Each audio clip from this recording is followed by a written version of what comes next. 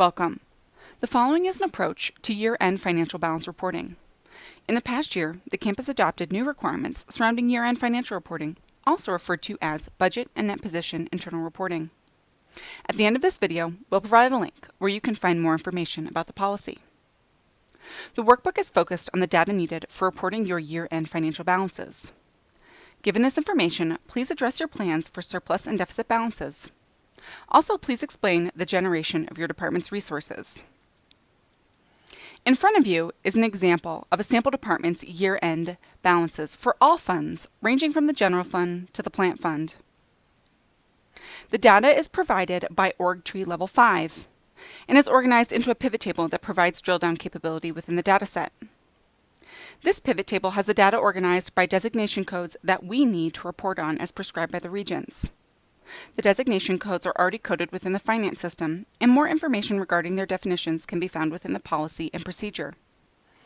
Also note that the pivot table includes both unrestricted and restricted net position. Restricted net position is included for your information only, since the current policy is only focused on the unrestricted net position. The dollar values that you see are the fund balances you have at the end of the year. The majority of the money is in auxiliary and plant funds.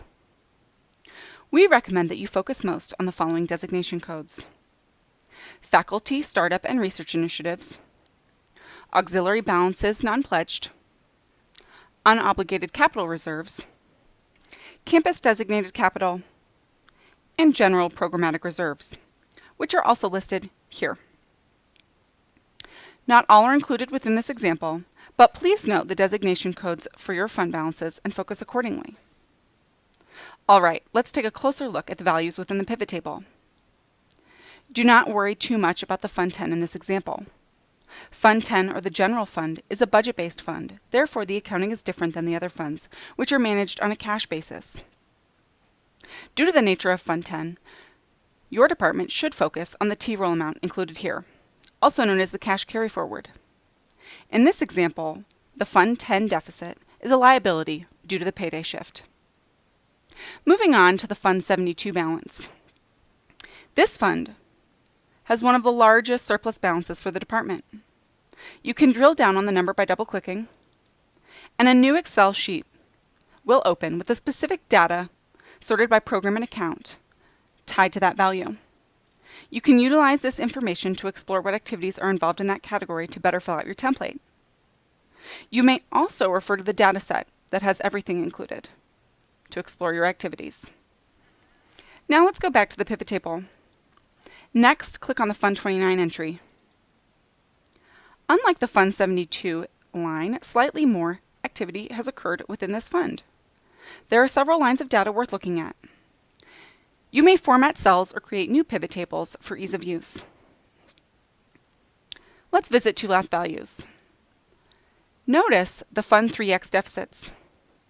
Usually, these are assumed to be restricted assets. However, if you run a deficit balance at year-end, this money will be classified as unrestricted. Now, let's move on to the template provided.